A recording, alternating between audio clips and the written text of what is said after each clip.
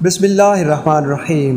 محرم الحرام میں پیش آنے والے تاریخ اسلام کے اہم واقعات۔ ہسٹوریکل ورلڈ ٹی وی کے معزز خواتین و حضرات، السلام علیکم۔ امید کرتا ہوں آپ لوگ اللہ کے حکم سے خیریت و عافیت سے ہوں گے۔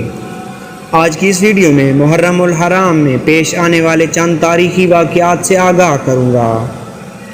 8/9 نبی کریم صلی اللہ علیہ وآلہ وسلم کی زندگی کا وہ دن جس دن آپ صلی اللہ علیہ وآلہ وسلم نے اپنے خاندان بنو ہاشم کے ساتھ شیب ابی طالب میں قیام فرما ہوئے۔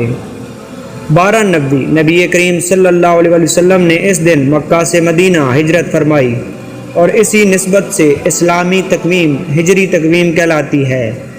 7 ہجری نبی کریم صلی اللہ علیہ وآلہ وسلم نے اسلام کی عالمگیر تبلیغ کا آغاز کیا اور مختلف ممالک سلاطین کے نام مکتوبات ارسال فرمائے۔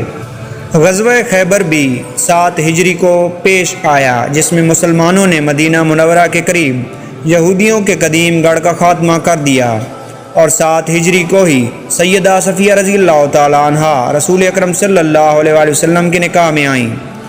7 ہجری کو ہی مہاجرین حبشہ امن قائم ہونے کے بعد واپس مدینہ منورہ تشریف لے آئے۔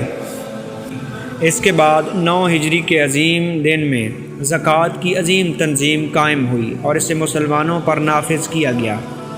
11 ہجری یہ وہ عظیم دن ہے جس میں نبی کریم صلی اللہ علیہ وآلہ وسلم کی خدمت میں نخ کا وفد حاضر ہوا، جو آپ کے ظاہری حیات مبارکہ میں آپ سے ملاقات کرنے والا آخری وفد تھا۔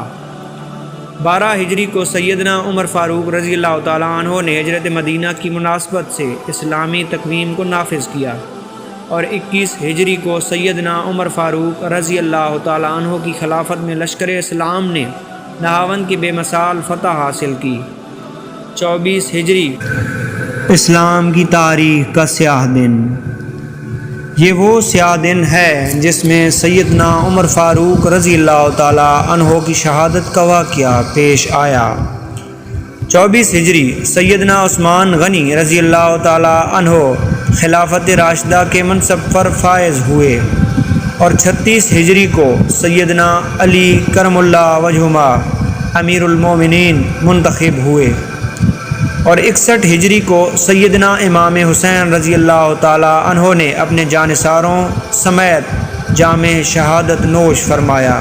یہ بھی اسلامی تاریخ کا سیاہ دن ہے۔ دعا ہے اے رب کریم، مولا ہم پر تو اپنا رحم و کرم فرما اور ہمارے صغیرہ و کبیرہ گناہوں کو معاف فرما، آمین یا رب العالمین۔ السلام علیکم ورحمۃ اللہ وبرکاتہ۔